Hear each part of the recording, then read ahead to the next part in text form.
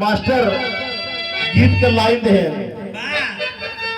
और डहरिया पटवले जा डहरिया पटवले जा गुरु हमर भूलाली डहरिया पटवले जा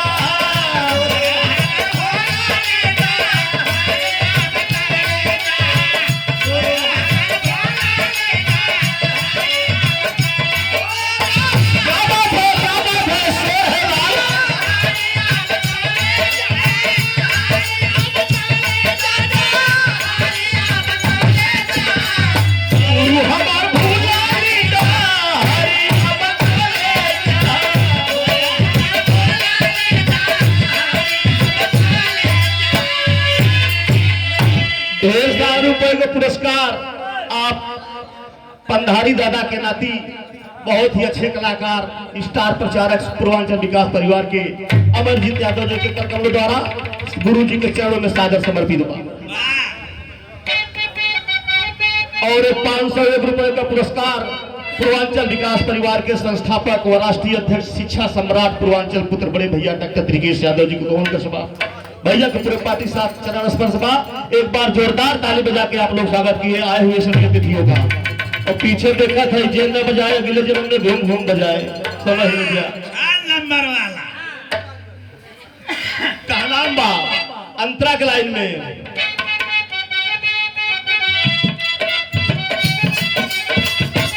कहना बा कि गुरु के चरणी कि गुरु के चरण बहे अमृत धार हो।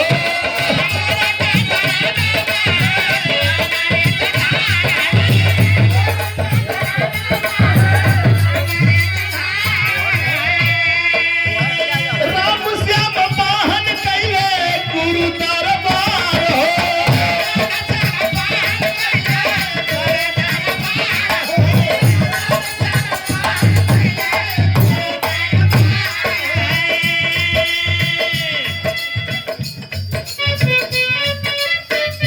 और एक बहुत ही सम्मानित पुरस्कार शहीदी धरती गाजीपुर के बड़े भैया परम आदरणीय श्री सुभाष यादव जी के कोमल के सभा भैया के चरण स्पर्श बा आशीर्वाद प्रतीक्षा बा। गुरु चरण में बहे अमृत धार हो।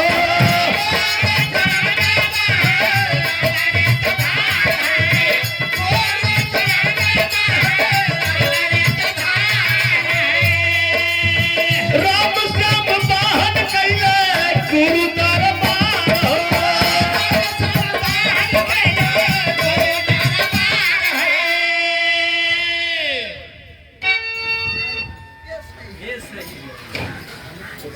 और ₹201 पुरस्कार पूर्वांचल विकास परिवार के राष्ट्रीय महासचिव आप बड़े भैया परम आदरणीय श्री सभाजीत यादव जी को कोमल कर सुबह। और एक ढेर सारा रुपए का आशीर्वाद बहुत ही अच्छे बिरहा गायक परम आदरणीय श्री प्रहलाद कश्यप जी के कोमल कर सुबह गुरु जी के चरण स्पर्श आशीर्वाद प्रतीक्षा।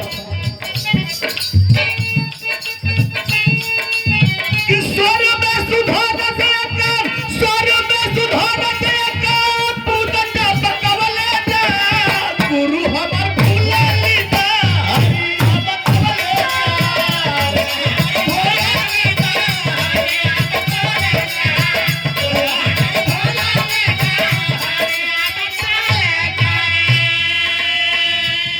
और ढेर सारा रुपए का पुरस्कार पूर्वांचल विकास परिवार के कार्याध्यक्ष बड़े भाई बाबूनाथ यादव जी को कोमल के सुबह भैया के पूरे पार्टी साथ नमस्कार व आशीर्वाद प्रतीक्षा बा।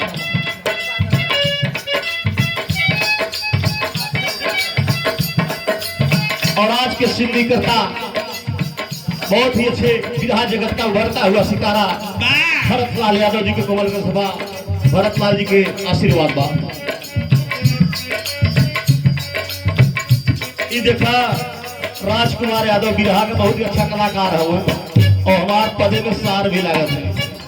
राजकुमार भाई बहुत लगाव बा दोनों जन के ढेर सारे रुपए के पुरस्कार बा। चलब जब मजीद बाकी हम बना देवे।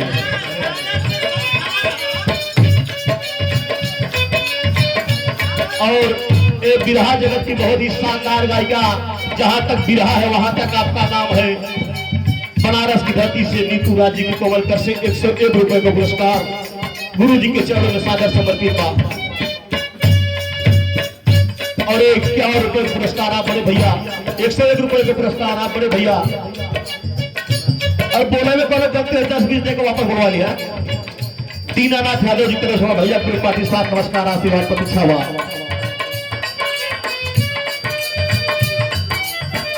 और बड़े भैया रजनीश यादव जी की कोमल कर से ढेर सारे रुपए का पुरस्कार आशीर्वाद बा।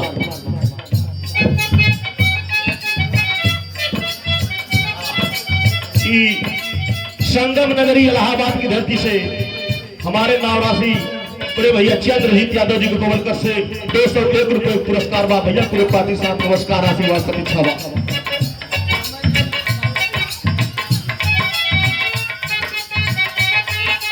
लेकिन भगवान के भी गुरु करे के पड़ल बाबूजी। गुरु की महिमा इतना महान बा। माता पिता जन्म दे दे लेने, लेकिन के कैसे का करे बा डगर दिखाए काम गुरु कर ले। यही से कहना बा कैसे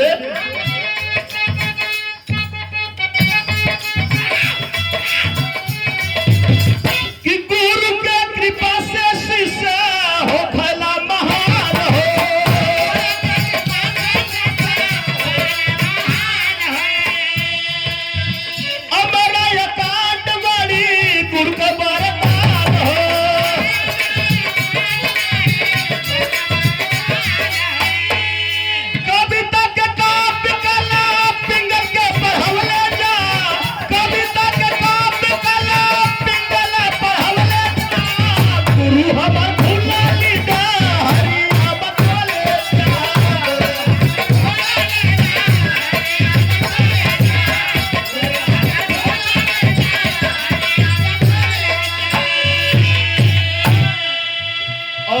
आज के सिन्निकर्ता बिरहा की बहुत ही शानदार गायिका रेशमा राय जी की कोमल कर से ढेर सारा रुपए को पुरस्कार। पुष्प के पंखुड़ियों में गुथा हुआ प्यार। माता रानी से विनती बा कि आपके गायकी में चार चांद लगे।